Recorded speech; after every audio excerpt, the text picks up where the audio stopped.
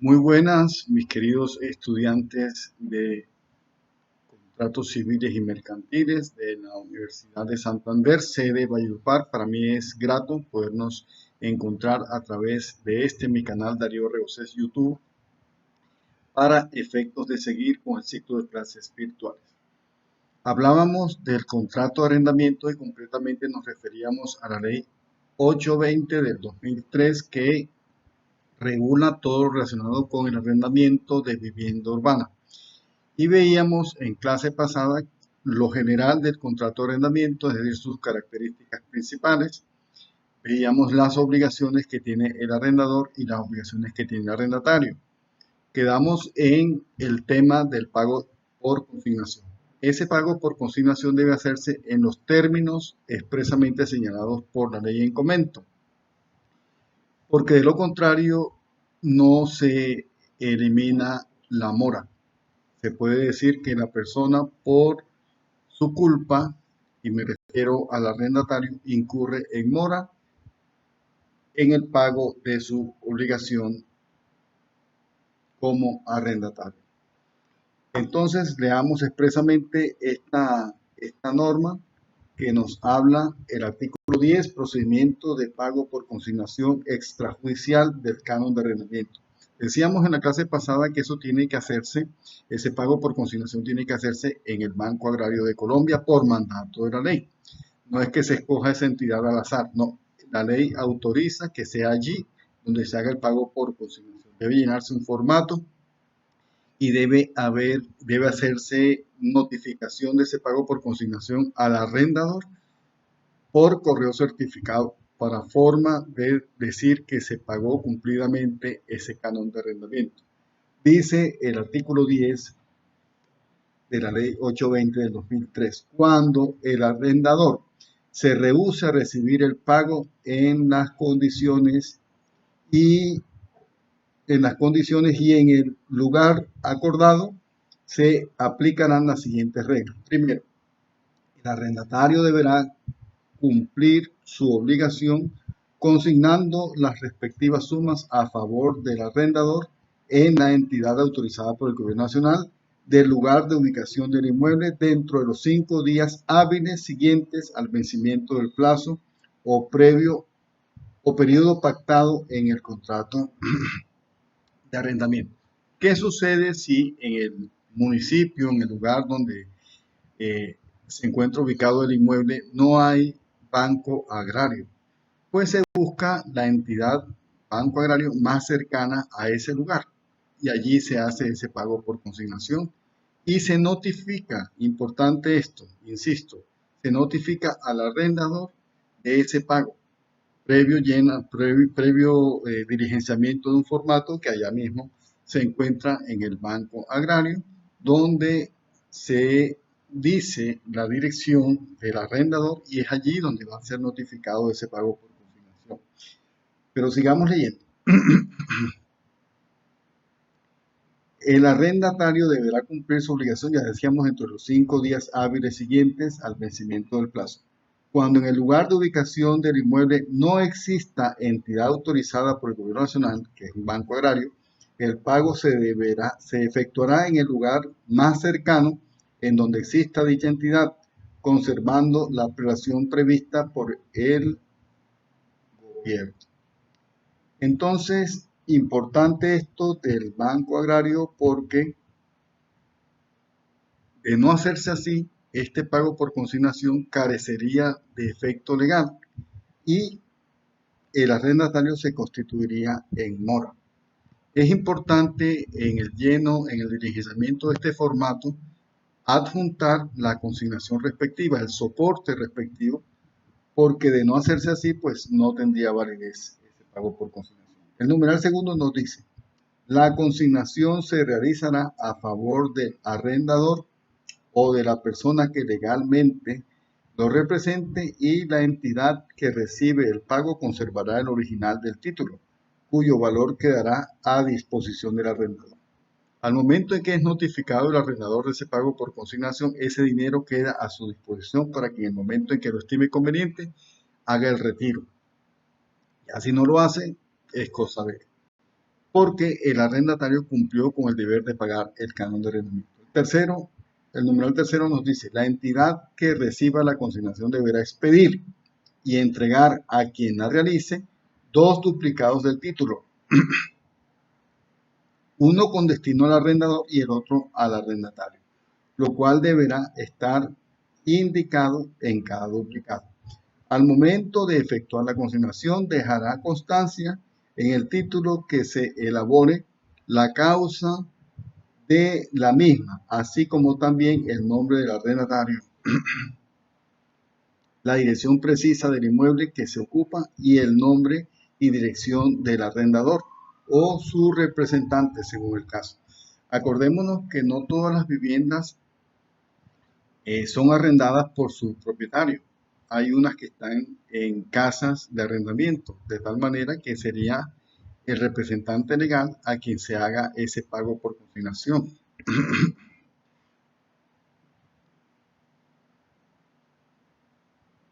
El numeral cuarto.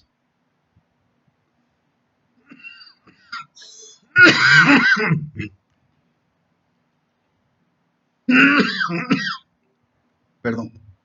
El numeral cuarto lo dice.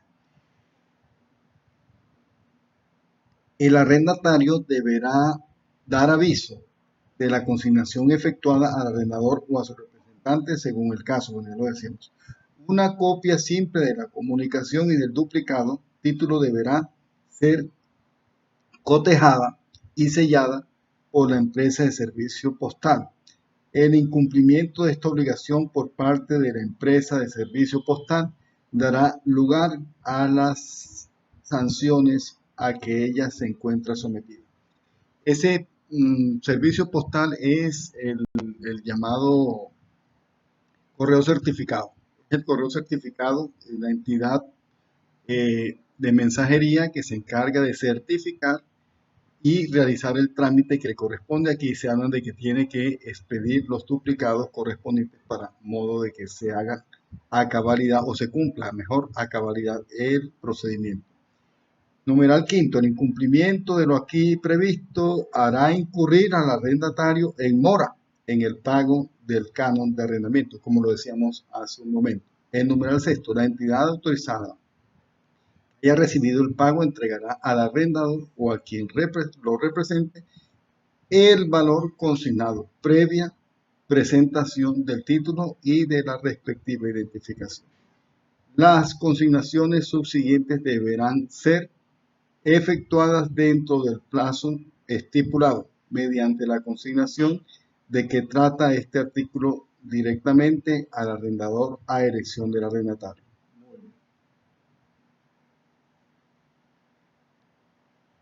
Entonces se insiste en el tema de que tiene que ser ante la entidad Banco Agrario de Colombia, tiene que hacerse con las formalidades que allí taxativamente expresa la ley.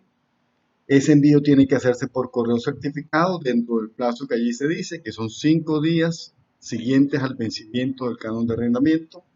Tiene que diligenciarse el formato, tiene que enviarse por correo certificado a la dirección del arrendador, para modo de que el arrendatario no quede constituido en mora. El artículo 12, lugar para recibir notificaciones. Esto es importantísimo. En todo contrato de arrendamiento de vivienda urbana, arrendadores, arrendatarios, codedores y fiadores deberán indicar en el contrato la dirección en donde recibirán las notificaciones judiciales y extrajudiciales relacionadas directa o indirectamente con el contrato de arrendamiento. La dirección suministrada conservará plena validez para todos los efectos legales hasta tanto no se ha informado a la otra parte del contrato el cambio de la misma, para lo cual se deberá utilizar el servicio postal autorizado, siendo aplicable en lo pertinente lo dispuesto en el artículo que regla el procedimiento de pago por consignación extrajudicial. Los arrendadores deberán informar el cambio de dirección a todos los arrendatarios, codedores o fiadores, mientras que estos solo están obligados a reportar el cambio a los arrendadores. Bien. Se habla aquí que Dentro de un contrato de arrendamiento pueden haber codeudores, coarrendadores, mejor, arrendatarios, coarrendatarios y fiadores. El coarrendatario es un codeudor. Ahora, ¿qué diferencia hay entre el codeudor y el fiador? Es importante porque ambos están para garantizar el pago oportuno del canon de arrendamiento, pero existen diferencias entre lo que es ser codeudor y lo que es ser fiador. El codeudor se obliga a la par del deudor principal. Es decir, en caso de incumplimiento, el arrendador puede exigir de manera solidaria el pago de ese canon tanto al codeudor como al deudor principal. En tanto que el obligarse como fiador implica que antes de acudir al fiador para exigir el pago del canon de arrendamiento, es necesario que el arrendador requiera, requiera al deudor principal antes que el fiador, antes que al fiador. ¿Por qué? Porque es la norma. Dice que el fiador está amparado con una figura jurídica que se llama beneficio de exclusión. Es decir, el fiador tiene en su defensa la manera de alegar ese beneficio de exclusión exigiendo al arrendador que requiera primero al deudor principal antes que a él. Si requiere al deudor principal y éste no le paga, es cuando podrá requerir entonces al fiador, no antes. Diferente del codeudor, que el codeudor puede ser, se obliga a la par del deudor principal, de tal manera que el arrendador puede exigir el pago del canon de arrendamiento tanto al codeudor o al deudor principal indistintamente. Si yo quiero comenzar por cobrar por el codeudor, lo puedo hacer, porque tanto el deudor principal como el codeudor se obligan solidariamente y en los mismos términos. Importante entonces ese detalle. Tampoco podrá alegarse como nulidad el conocimiento que tenga la contraparte de cualquier otra dirección de habitación o trabajo diferente a la denunciada en el contrato. La dirección que aparece en el contrato es donde debe hacerse efectivo el pago del canon de arrendamiento. Si no se informa el cambio de dirección, pues no es culpa del arrendatario el hecho de que el arrendador no le haya informado el cambio de dirección. De tal manera que es importante que si el arrendador cambia de dirección, informarlo de inmediato al arrendatario y a los coarrendatarios. Bien, el artículo 13, obligación general. En las viviendas compartidas y en las pensiones será de obligatorio cumplimiento para sus habitantes el reglamento que sobre mantenimiento, conservación, uso y orden interno expida el Gobierno Nacional y el de las normas complementarias que adopte la respectiva asociación de vecinos, coarrendatarios, copropietarios, así como los códigos de policía. El Código de Policía y de Convivencia pues también establece normas de convivencia, valga la redundancia, que son de obligatorio cumplimiento. Por ejemplo, el no usar equipos de sonido a alto volumen, todas esas son normas que hay que cumplir cuando se trata de un contrato de arrendamiento donde hay copropietarios y coarrendatarios. Artículo 14. Las obligaciones de pagar sumas de dinero a cargo de cualquiera de las partes serán exigibles ejecutivamente. Importante esta parte, porque el contrato de arrendamiento que decíamos se aconseja que sea por escrito, va a servirnos de título ejecutivo. Al arrendador solo le va a bastar, le basta con demostrar que el arrendatario no ha cumplido con el pago del canon de arrendamiento para constituirlo en mora y de allí incluso lanzarlo, hacer un juicio de lanzamiento. De tal manera que es importante el tema de que el contrato conste por escrito, porque eso facilita las cosas. Acordémonos que el contrato presta mérito ejecutivo porque eh, contiene una obligación clara, expresa y actualmente exigible, que son los requisitos de ley para iniciar un proceso ejecutivo. Entonces, repitamos. Las obligaciones de pagar sumas en dinero a cargo de cualquiera de las partes serán exigibles ejecutivamente con base en el contrato de arrendamiento y de conformidad con lo dispuesto en los códigos civiles y de procedimiento civil, es decir, Código General del Proceso. En cuanto a las deudas a cargo del arrendatario,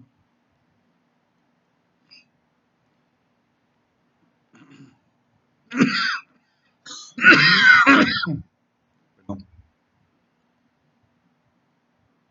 en cuanto a las deudas a cargo del arrendatario por concepto de servicios públicos domiciliarios o expensas comunes dejadas de pagar, el arrendador podrá repetir lo pagado contra el arrendatario por las vías ejecutivas mediante la presentación de las facturas, comprobantes o recibos de las correspondientes empresas debidamente canceladas y la manifestación que haga el demandante bajo la gravedad del juramento que dichas facturas fueron canceladas, por el cual se entenderá prestada con la presentación de la demanda. Bueno, eso no es más que ratificar que una de las obligaciones del arrendatario es pagar a cabalidad los servicios públicos domiciliarios conexos a la vivienda urbana. Esa obligación es de las más importantes porque eh,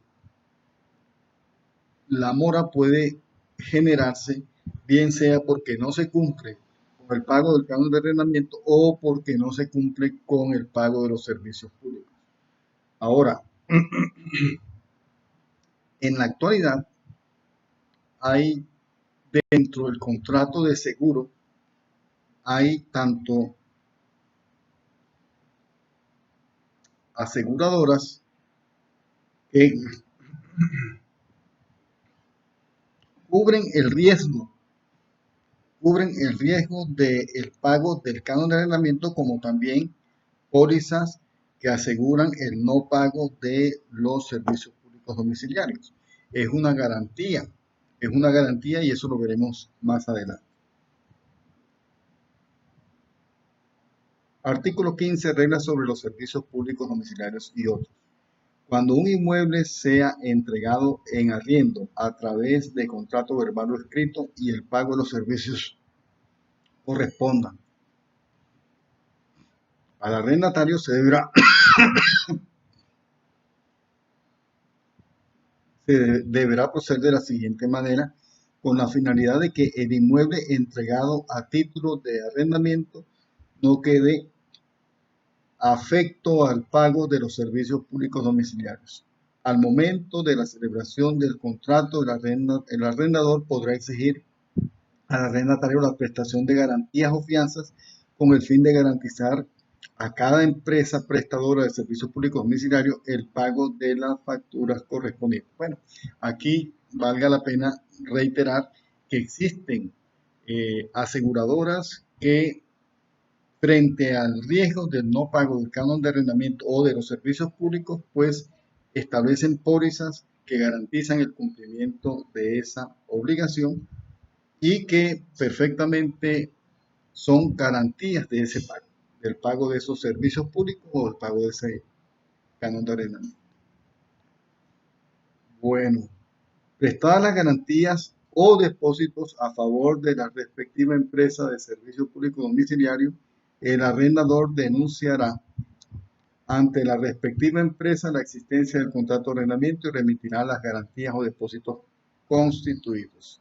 El arrendador no será responsable y su inmueble dejará de estar afecto al pago de los servicios públicos a partir del vencimiento del periodo de facturación correspondiente a aquel en el que se efectúa denuncia del contrato y se remitan las garantías o depósitos constituidos.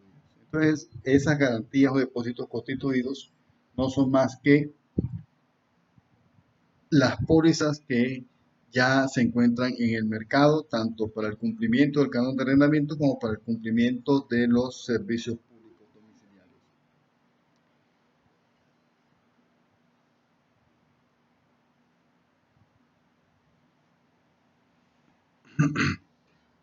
Estos depósitos o garantías no debemos confundirlos con los depósitos que se exigen al momento de tomar una vivienda urbana en arrendamiento.